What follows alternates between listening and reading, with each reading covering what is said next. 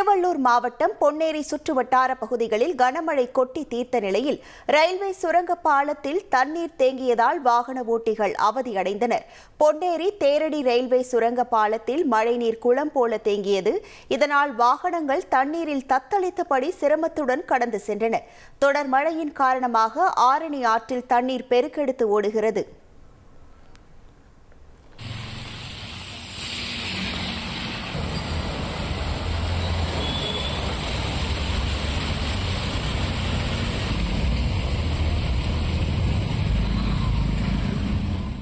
அதேபோல் கும்மிடிப்பூண்டி ரயில் நிலையத்தை ஒட்டிய ரயில்வே சுரங்கப்பாதையில் 2 அடி உயரத்திற்கும் மேல் மழைநீர் தேங்கி நின்றதால் அவ்வழியே வாகன ஓட்டிகள் கடந்து செல்வதில் சிரமம் ஏற்பட்டது.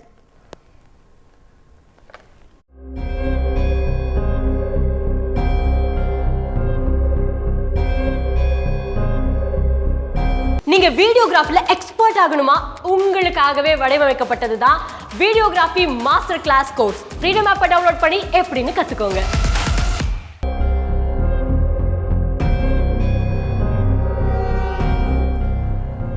வங்கக்கடலில் நிலவும் வளிமண்டல கீழடுக்கு சுழற்சி காரணமாக தமிழகத்தின் கடலோர மாவட்டங்களில் கனமழை பெய்தது. மயிலாடுதுறை மாவட்டத்தின் பல்வேறு இடங்களில் பரவலாக கனமழை பெய்தது. குத்தாலம், கோமல், மங்கைநல்லூர், திருக்கடையூர், செம்பனார்கோவில் உள்ளிட்ட பகுதிகளில் 1 மணி நேரத்திற்கும் மேலாக கனமழை பெய்தது. தரங்கம்பாடி மற்றும் சுற்றுவட்டார பகுதிகளில் இரவு நேரத்தில் கனமழை கொட்டி தீர்த்தது. இதனால் அங்குள்ள சாலைகளின் பல்வேறு இடங்களில் மழைநீர் பெருக்கெடுத்து ஓடியது. கும்பகோணம் நகரில் பகல் முழுவதும் சாரல் மழை பெய்த நிலையில் நள்ளிரவில் 1 மணி நேரத்திற்கும் மேலாக கனமழை பெய்தது. இதனால் அப்பகுதியில் குளிர்ச்சியான சூழல் நிலவி வருகிறது.